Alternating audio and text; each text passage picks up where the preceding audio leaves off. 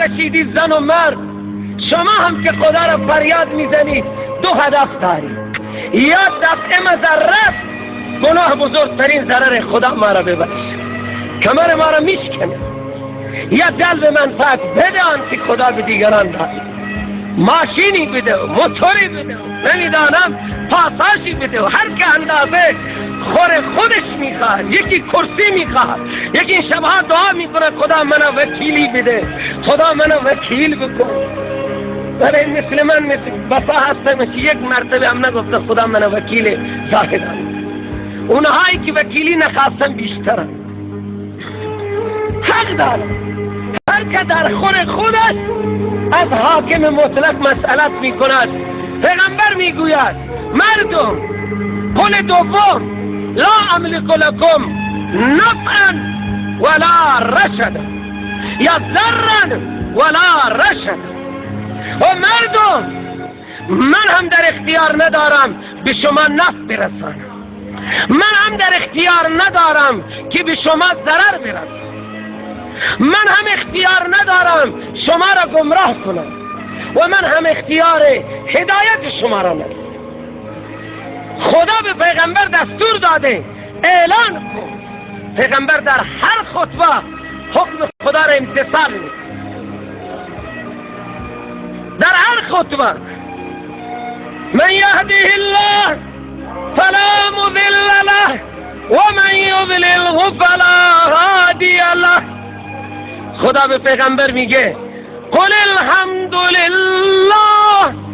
پیغمبر هر خطبه رو میگه الحمدلله نحمده. چقدر حکم خدا امسال کاش همین خطبه عربی را ما میفهمیدیم. هر کلمه از خطبه عربی امتثال به امر خدای لایزال.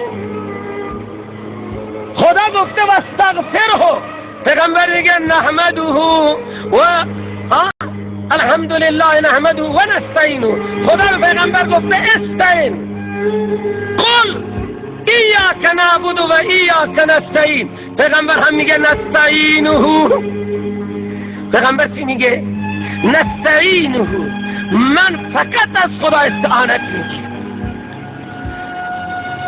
امروز ما چقدر استعانت از غیر الله میگیریم؟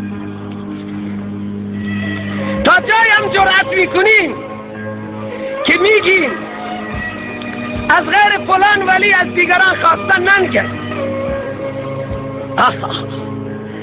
ظلم است. الله دستور داده. اینجا به پیغمبر گفت قل انما ادعو ربی. در سوره حامی مومن فقط من آیه ها رو میخوانم. آیه 14، آیه 60، آیه 65. خدا به شما چی میگوید؟ به خدا در تمام این سوره غیر از این خواسته، خدا دیگه خواسته از ما نخواسته. نه نماز خواسته، نه روزه خواسته، نه حج خواسته، نه زکات خواسته. سوره حامی مومن برید مطالعه کنید، تدبر کنید کلام خدا را در این حوامیم سبعه که مغز قرآن عظیم و شانند.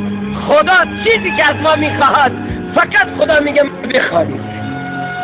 در آیه 14 میگه فدعوا الله مخلصین له الدین ولو کره الکافرون. تنها خدا را بخوانید، کافران ناراحت بشن باشن ناراحت. اصلا به ناراحتی آنها شما را ناراحت نکنه. شما غلام منید، مشتری منید. فدعوا الله مخلصین له الدین ولو کره الکافرون. و اینجا هم اگر یک چیزی بگم ناراحت نمیشید، فتوای کفر صادر. فتوای کفر. ها الله تعالی میگه شما تنها خدا را میخوانی، کافرها ناراحت میشن، بشن ناراحت.